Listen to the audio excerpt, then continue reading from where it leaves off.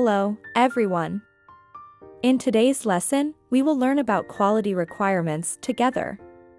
The construction of fire water supply system projects should be carried out in accordance with the approved engineering design documents and construction technical standards.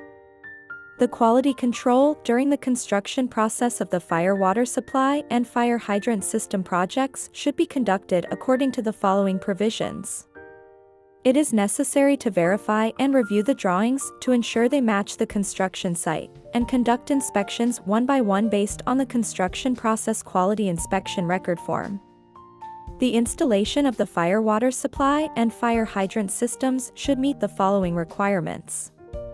1. Before installing water supply facilities such as fire pumps, fire water tanks, fire pools, fire pneumatic water supply equipment, and fire pump connectors, as well as their associated piping, their internal dirt and debris should be removed.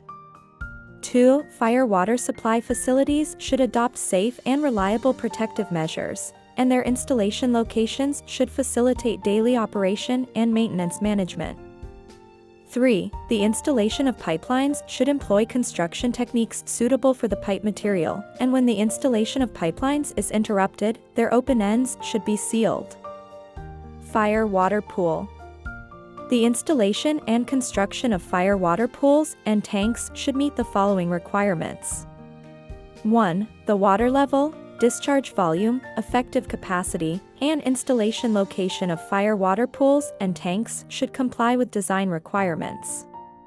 2. The construction and installation of fire water pools and tanks should conform to the current National Standards Code for Construction and Acceptance of Water Supply and Drainage Structures, GB 50141, Technical Specifications for Water Supply Wells, GB 50296, and Code for Construction Quality Acceptance of Building Water Supply, Drainage, and Heating Works, GB 50242.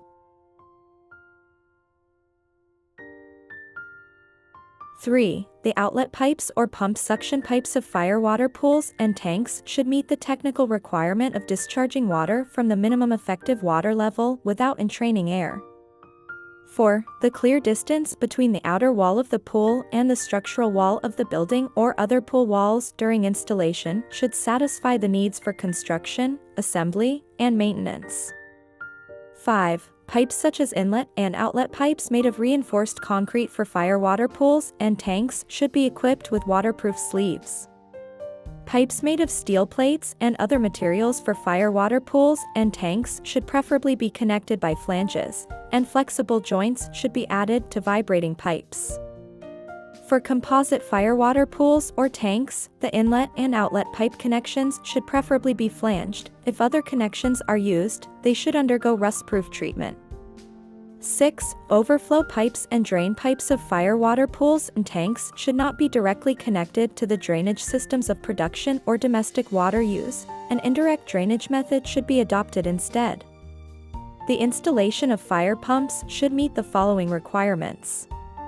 1. Before installing a fire pump, its product qualification certificate should be checked to ensure that its specifications, model, and performance are consistent with design requirements, and it should be installed according to the installation instructions. 2. Before installing a fire pump, the concrete strength of the pump base, vibration isolation devices, coordinates, elevation, dimensions, and bolt hole positions should be rechecked. 3. The installation of fire pumps should comply with the relevant provisions of the current National Standards General Code for Construction and Acceptance of Mechanical Equipment Installation Engineering, GB 50231, and Code for Construction and Acceptance of Fan, Compressor, and Pump Installation Engineering, GB 50275. 4. Before installing a fire pump, the distance between fire pumps and between the fire pump and walls or other equipment should be rechecked to meet the requirements for installation, operation, and maintenance management.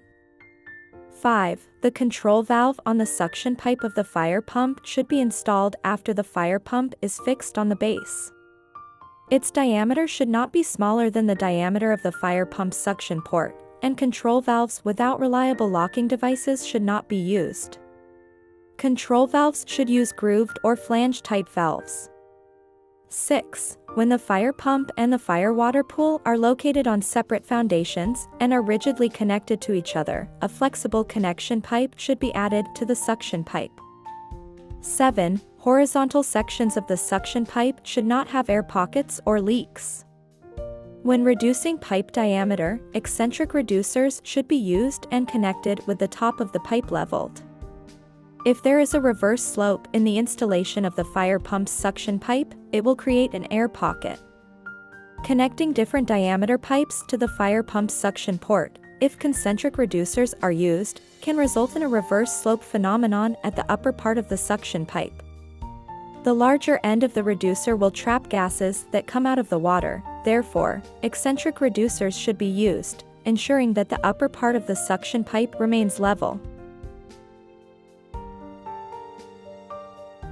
8. The discharge pipe of the fire pump should be equipped with silence check valves, control valves, and pressure gauges. The main system discharge pipe should also have pressure gauges and pressure switches installed. Buffer devices should be added when installing pressure gauges.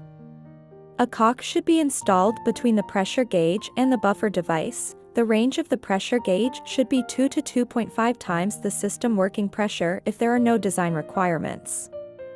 9. The installation of fire pump vibration isolation devices and flexible joints on inlet and outlet pipes should meet design requirements and include product and installation instructions. For pressurization facilities, the installation location of fire pneumatic water supply equipment, as well as the orientation of inlet and outlet pipes, should comply with design requirements. Check valves should be installed on the outlet pipes, and access channels for maintenance should be provided around them during installation, with a width of not less than 0.7 meters. The distance from the top of the fire pneumatic water supply equipment to the floor or beam bottom should not be less than 0.6 meters.